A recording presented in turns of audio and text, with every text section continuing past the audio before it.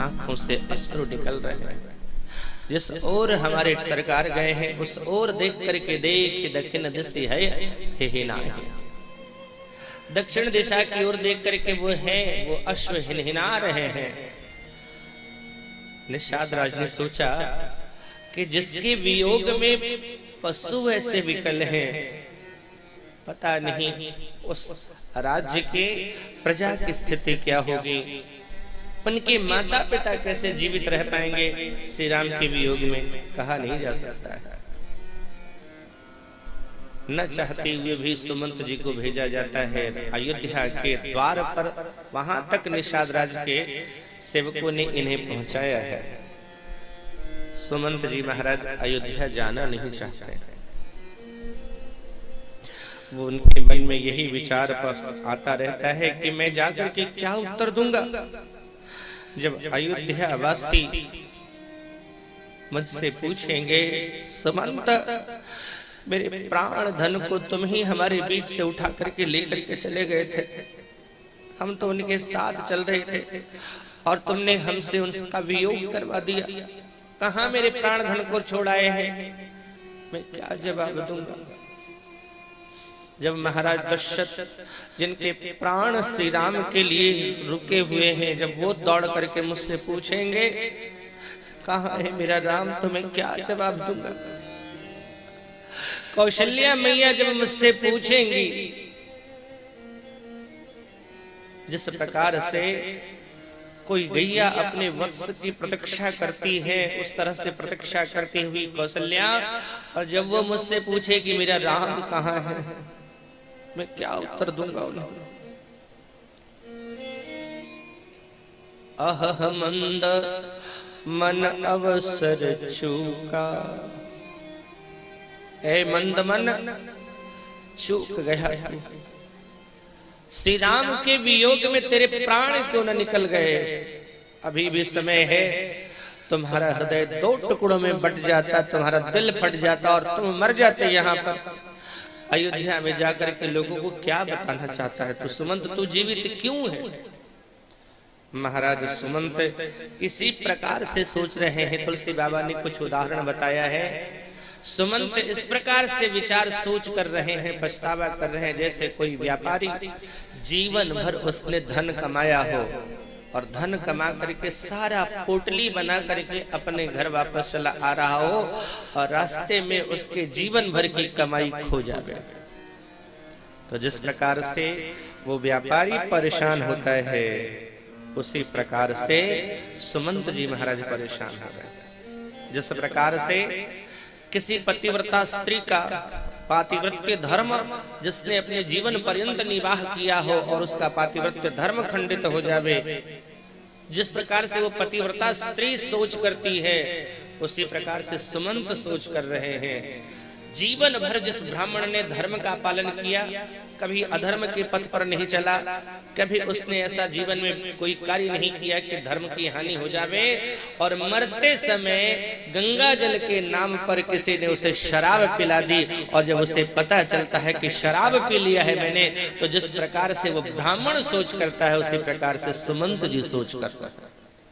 सचिव सोच यही भांति, न चाहते हुए भी प्रवेश किया। महाराज दशरथ का ध्यान ऐसा ही कहीं लगा हुआ था। प्रतीक्षा थी कि मेरे राम लौट करके आएंगे, मेरी पुत्रवधू लौट करके आएगी। जो पदचाप सुनाई पड़ा ना, तो महाराज बिस्तर से खड़े होकर के चलना चाहते हैं, और जब देखा सुमंत सिर्फ है, राम मेरा राम कह करके जब दौड़ पड़े, पर शक्ति नहीं है शरीर में, सो गिर पड़े जमीन पर निडाल होकर के। दौड़ करके सुमंत ने उन्हें उठाया है, बिठाया है। महाराज धैर्य धारण करें, इस प्रकार से अधीर न होए। सुमंत जी को पकड़ करके राजा दशरथ ने कहा, सुमंत कहाँ है मेरा राम, मेरा राम नहीं दिख रहा है। बोलते बोलते महाराज के प्राण कंठ तक आ गए। सुमंत ने कहा, प्रभु धैर्य धारण करें, एक बार आप तो समझें, हम जब यहाँ से चले तो क्या स्थिति बनी कि प्रथम वास तमसा भयउ दोसर सुर सरी तीर। फिर वहां नहाई रहे जलपान करी सिय सहित दो वीर। गंगा के तट पर श्रृंगवेरपुर में केवट किन्ह बहुत सेवकाई। वो रात्रि व्यतीत हुई, अगले दिन जो मैंने दृश्य देखा है नाथ, मेरा हृदय क्यों न फट गया। आपने तो राम को सिर्फ बलकल वस्त्र पहने देखा, लेकिन मैंने राम को संपूर्ण रूप से योगी के रूप में देखा है, जिसके माथे पर अयोध्या का राज मुकुट रखने का इच्छा मन में लिए हुए था। उस राम के सिर पर जटाओं का मुकुट मैंने देखा। वट वृक्ष का दूध मंगवा करके मेरे सामने मेरे राम ने अपने सुंदर केसों को जटा का रूप बना दिया, और मैं वज्र की जैसी छाती लेकर के वहीं खड़ा सब देखता रहा। आपके निवेदन को मैंने प्रभु से कहा कि महाराज ने मुझसे कहा था 2-4 दिन जंगल में घुमा करके गंगा स्नान करके राम को ले आया। महाराज का यह संदेश है,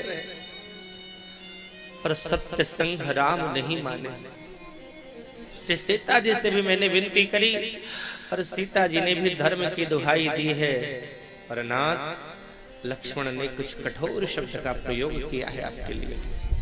और जब लक्ष्मण ने कठोर शब्द कहा है, श्री राम ने मुझे मना किया, बरजी राम। पहले तो लक्ष्मण को मना किया, फिर मुझसे कहा, कहवन तात लखन लरिकाय। महाराज लक्ष्मण के बचपना को पिताजी से मत कहिए। अच्छा एक बात बताओ, राम ने जब शपथ दिलवा दी है कि मेरी सौगंध है, शपथ देवाई कहवन तात लखन लरकाई, सौगंध दिलवा दी थी राम ने कि लक्ष्मण ने जो शब्द कहा है वो नहीं कहना है, फिर भी सुमंत जी ने राजा दशरथ को वो शब्द कहा। तो ऐसा नहीं लगता कि राम की सौगंध को उन्होंने मिटा दिया। साहब ध्यान देना, दशरथ सुमंत जी महाराज किसके मंत्री हैं? दशरथ के मंत्री है ना, न कि राम के मंत्री हैं। और दशरथ जी के प्रति सुमंत की निष्ठा है, न कि राम के प्रति निष्ठा है। सुमंत राजा दशरथ के मंत्री हैं, और निष्ठा भी पूर्ण रूप से राजा दशरथ के प्रति है। अब ऐसे तो संसार में बहुत हो सकते हैं साहब, जो अपनी सौगंध कह करके राजा के विरोध करने की बात करें। सच्चा सेवक तो वह है जो हर परिस्थिति में अपने स्वामी के प्रति ही निष्ठावान रहे। सुमंत जी सदैव अपने मालिक के प्रति निष्ठावान रहे हैं। भले ही राम ने सौगंध दिलवा दी है, फिर भी कहा, पूरी बात बता दी। लक्ष्मण को मना किया और मुझे भी मना किया कि नहीं कहना है, लेकिन प्रभु ऐसा कहा है, और मेरे सामने ही वो चले गए। सुनते ही महाराज दशरथ का प्राण मानो निकल जाएगा, ऐसी वेदना हुई। आंखें शून्य में स्थिर हो गई, दोनों हाथ जोड़ लिए, कौशल्या के चरणों की ओर हाथ बढ़ाना प्रारंभ किया दशरथ ने। कौशल्या मैया ने हाथ पकड़ लिया, नाथ आप यह क्या कर रहे हैं? दशरथ जी ने कहा, कौशल्या मुझे क्षमा कर दे, मैं तेरा बहुत बड़ा अपराधी हूं, मैंने तेरे साथ बहुत अन्याय किया है।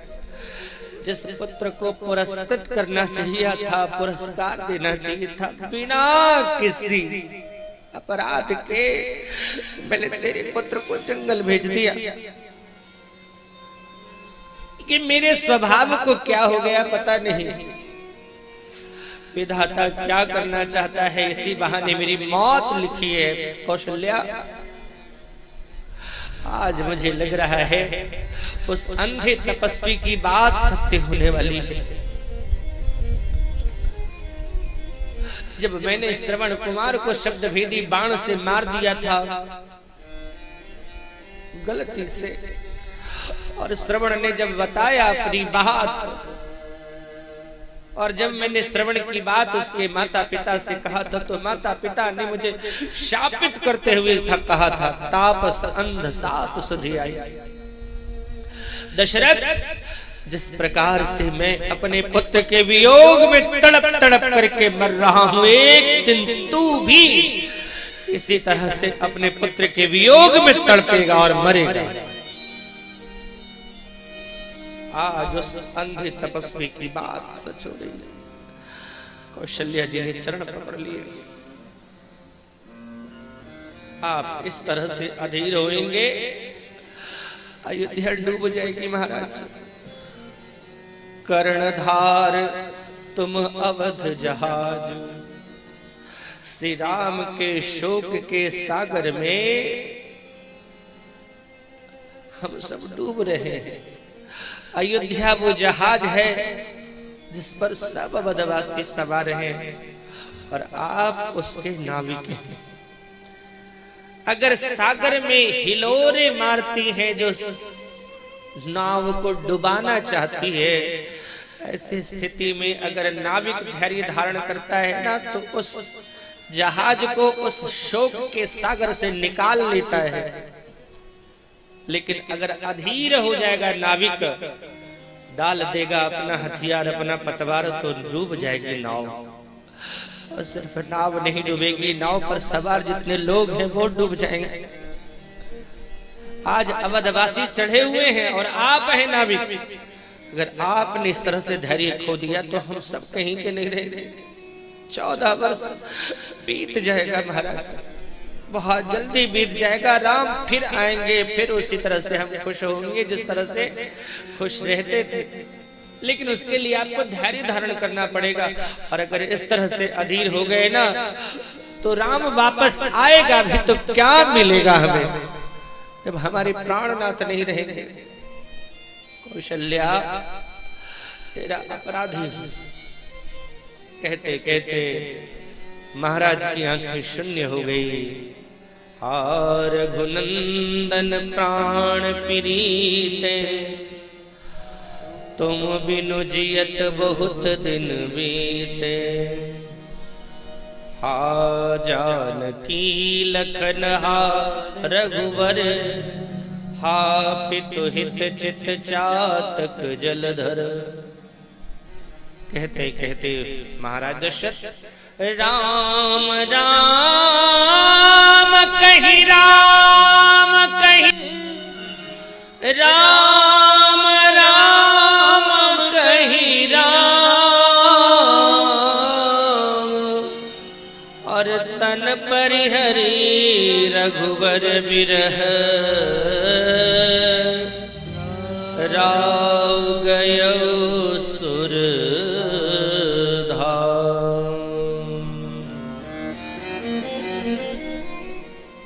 पंक्ति में 6 बार राम राम कहा।